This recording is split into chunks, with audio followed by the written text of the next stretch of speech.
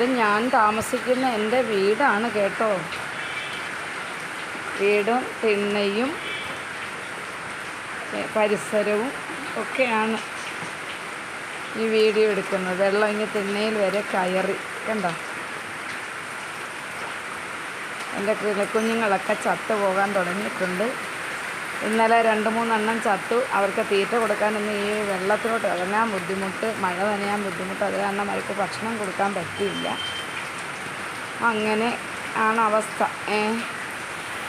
അപ്പോൾ ഇതാണ് എൻ്റെ വീടിന് ചുറ്റുപാടുമുള്ള വെള്ളമാണിത്. ഇതെന്ന് പറയുന്നത് ഫസ്റ്റ് മഴയ്ക്ക് കയറും.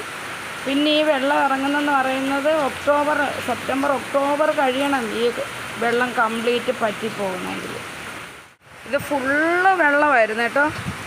അത് പിന്നെ ഞങ്ങളിവിടെ 7 വർഷമായി ഈ വീട്ടിൽ താമസിക്കുന്നു. അപ്പോൾ കുറേ പൂഴിയൊക്കെ ഇട്ടുന്നു. 5 ലോഡ് പൂഴി എങ്ങാണ്ട് ഇട്ടെന്ന് തോന്നുന്നു.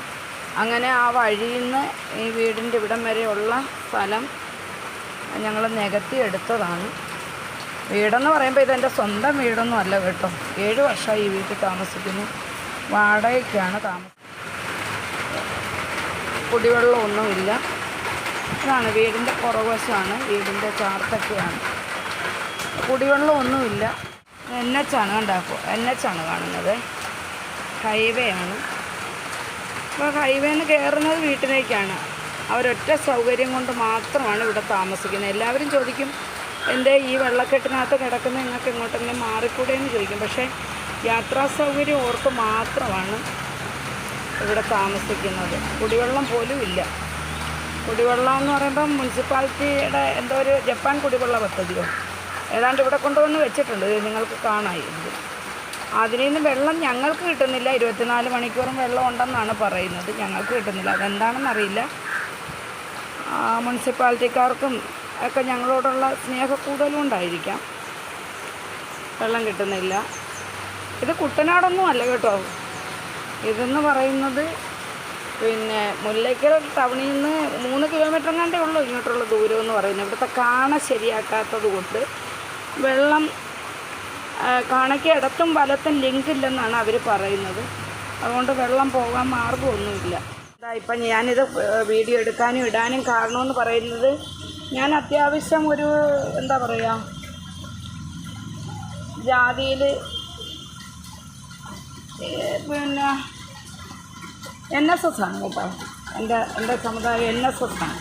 അപ്പോൾ ഈ സവർണർക്കാണ് എല്ലാം കിട്ടുന്ന ആനുകൂല്യം മുഴുവൻ കിട്ടുന്നത്. താഴേക്കടയിൽ കിടക്കുന്നവർക്കൊന്നും കിട്ടുന്നില്ല.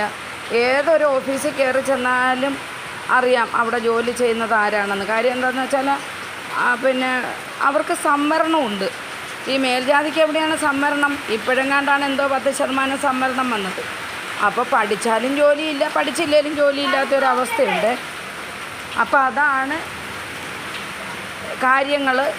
പിന്നെ ഇപ്പം ഞാൻ പറഞ്ഞെന്ന് പറഞ്ഞാൽ 38 വർഷമായി ഞാൻ വാടകയ്ക്ക് താമസിക്കുന്നത്. ഞാൻ 87-ലാണ് ആലപ്പുഴയിൽ വരുന്നത്, ലാൻഡ് ചെയ്യുന്നത്.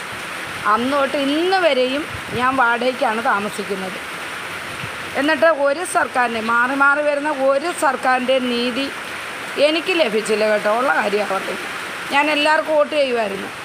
കമ്മ്യൂണിസ്റ്റിനും കോൺഗ്രസ്സിനും വോട്ട് ചെയ്യണ്ടെന്ന് വിചാരിച്ചിട്ട് SUCI എന്ന് പറയുന്നൊരു സംഘടനയുടെ നേതാവിന് വരെ വോട്ട് ചെയ്ത ഒരാളാണ് ഞാൻ.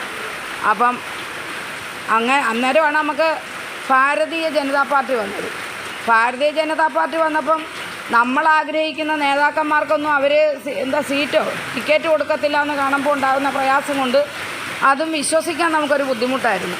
ഇപ്പം നമ്മുടെ പ്രിയപ്പെട്ട പ്രധാനമന്ത്രി കാരണം അദ്ദേഹത്തിനോടുള്ള എന്താ പറയുക സ്നേഹം, ഇഷ്ടം എല്ലാം മനസ്സിലുള്ളതുകൊണ്ട് ഭാരതീയ ജനതാ പാർട്ടിയെ നെഞ്ചോട് ചേർത്ത് പിടിക്കുകയാണ്. ഒരു നല്ല നേതാവ് ഉണ്ടെങ്കിൽ തീർച്ചയായിട്ടും ഓരോ വോട്ട് കൊടുക്കുക. അത്രയേ ഉള്ളൂ ലക്ഷ്യം. അല്ല വേറൊന്നുമില്ല. നമുക്കൊന്നും കിട്ടിയില്ലെങ്കിലും ആർക്കെങ്കിലും എന്തെങ്കിലും കിട്ടുന്ന കിട്ടിക്കോട്ടെ. നമ്മുടെയൊക്കെ ജീവിതം തീർന്നല്ലോ.